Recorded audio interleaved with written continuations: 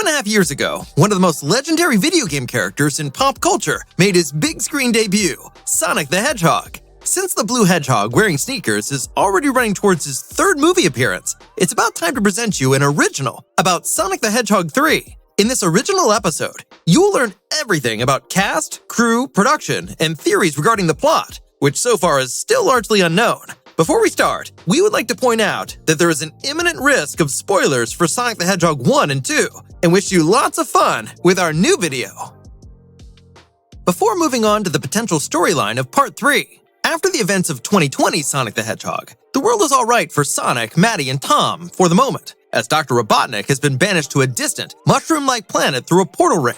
A few months pass, and Sonic now tries to make himself useful to the citizens with his superhero powers. Before Tom and Maddie fly to Hawaii to attend the wedding of Maddie's sister and leave Sonic alone, there is a piece of advice from Tom to Sonic. He should have patience. After all, his powers would be needed sooner or later. And as if Tom had guessed it, shortly after saying goodbye to his foster parents, Sonic is attacked by the returned Robotnik and his new ally.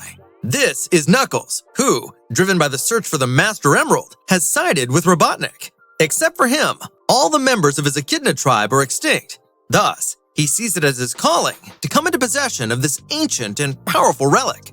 Fortunately, Sonic is rescued by his friend Miles Prower, alias Tails, and manages to escape from Robotnik's clutches. The two end up staying with Wade, who happens to be a good friend and colleague of Tom. They try to figure out why exactly Sonic is supposed to be the key to the powerful Master Emerald. Eventually, Sonic manages to convince Tails to track down the mysterious relic, which is far too powerful to fall into wrong hands. In parallel, Robotnik contacts his assistant, Agent Stone, who all this time was under the belief that Robotnik was dead.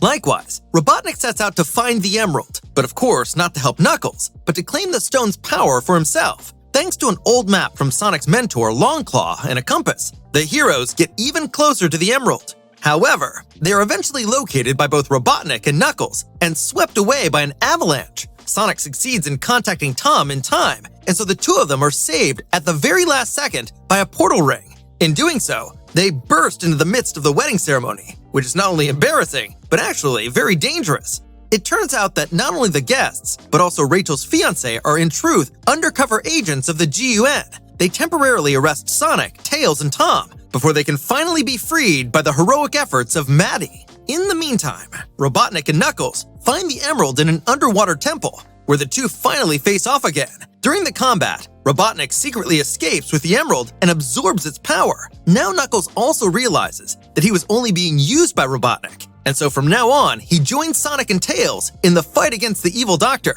He has meanwhile created a giant robot and is destroying Green Hills. The trio manages to get the Master Emerald back, although it shatters into the 7 Chaos Emeralds. After Sonic, through his new form as Super Sonic, is able to destroy the robot and apparently Robotnik as well, Knuckles reassembles the 7 stones into one, and the 3 new friends live happily ever after in the home of Tom and Maddie. In a mid-credits scene, it is then revealed that Robotnik has disappeared without a trace. The GUN encounters the secret Project Shadow, and the last thing we see is a black hedgehog awakening in a research facility. Now that the main points of Sonic the Hedgehog 2 have been summed up, it is time to turn our attention to the follow-up in Part 3. The sequel was already confirmed in February, which is why the preparations should be in full swing. The starting point is clear. We have a trio of Sonic, Tails, and Knuckles, and a disappeared Dr. Robotnik, who certainly has some things to sort out with the 3 of them. In the following, we introduce you to the most popular theories on how Sonic the Hedgehog 3 could continue.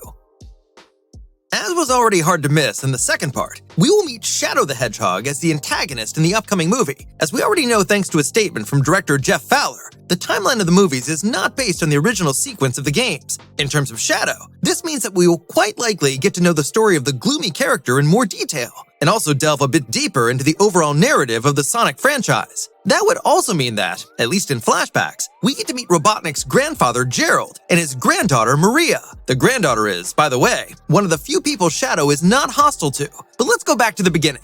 Shadow originates from the already mentioned Project Shadow, which was carried out about 50 years before the events of Sonic the Hedgehog 2. In the games, this is a research program of the United Federation, which is modeled on today's United States and is the home country of the military organization GUN.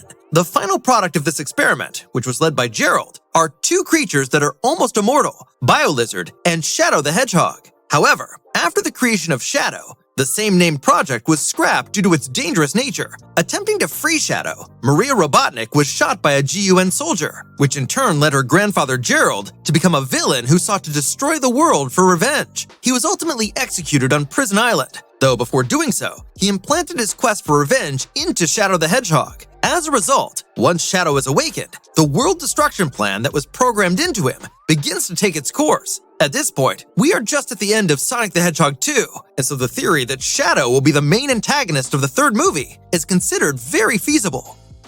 As we have unfortunately known for some months, Jim Carrey has left acting at the age of almost 60. How final this decision ultimately is cannot be said at the moment, but one thing is clear: his retirement from acting is probably a bad omen for a Sonic the Hedgehog 3, which is probably already in pre-production. So the question must be asked, how to replace the actor, who, for many, carried the film with his inimitable style. A popular theory has gained momentum since the news of his end of acting, and that is one that favors an appearance by Metal Sonic in the upcoming blockbuster. In short, Metal Sonic is Robotnik's attempt to transfer Sonic's powers into a machine, or rather a robot, which he succeeded in doing quite well. Thus, he is more or less a copy of the real Sonic, only without the many human attributes. In addition, Metal Sonic is definitely one of Sonic's strongest opponents, and unlike Shadow, who sometimes does show human emotions, he has a very clear and personal goal: to kill Sonic. Therefore, he is a vicious adversary who, as one of Robotnik's strongest creations, does credit to his inventor and could worthily represent him in Part 3.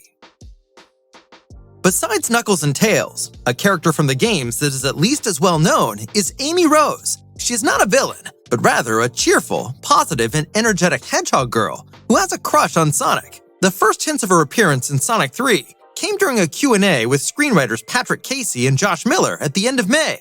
There, they did not deny Amy's presence as a popular character in the third part, and instead, they very openly stated that her appearance was in the works. It is understandable that they were not able to reveal much a few weeks after the release of Sonic the Hedgehog 2. However, it is at least encouraging that there is a chance of an appearance in the future, even though she sometimes has quite the mood swings and is downright obsessed with her great love Sonic. She would surely energetically support the current trio in the fight against Shadow and the likes. Despite her often innocent nature, she is quite the powerful ally who can match her friends. For example, her main weapon is the Pico Pico Hammer, which Amy uses to defend herself and which gets bigger when she is angry. There is still little information about the cast and production. The return of Ben Schwartz as Sonic, Colleen O'Shaughnessy as Tails, and Idris Elba as Knuckles is considered certain. Regarding Jim Carrey as Dr. Robotnik, there is no reliable information, however. Many claim that he will eventually take on the third part, while others take his departure from acting as serious. One thing is for sure: there will be no recasting of his character under any circumstances, as producers Toby Asher and Neil H. Moritz have already pointed out. It would also be more than foolish to attempt a recasting, as it would cause a gigantic shitstorm. Instead, several human actors will almost certainly return, including James Marsden and Tika Sumpter as Tom and Maddie, Adam Pally as Wade Whipple, and Lee Majdoub as the submissive Robotnik ally, Agent Stone. Since the GUN will probably be playing a big role again, we can also imagine a return of Tom Butler as Commander Walters, Shemar Moore as an undercover agent and pseudo-husband Randall, and Natasha Rothwell as Maddie's sister, Rachel. What remains even more exciting is the casting of Amy and Shadow, whose appearances are more or less assured. The release date of the animated spectacle was only recently announced. Sonic the Hedgehog 3 will hit theaters in the US on December 20th, 2024. And that's it for our original episode. How did you picture the upcoming Sonic the Hedgehog 3? And which characters and plot lines would you incorporate as a scriptwriter? Feel free to let us know in the comments.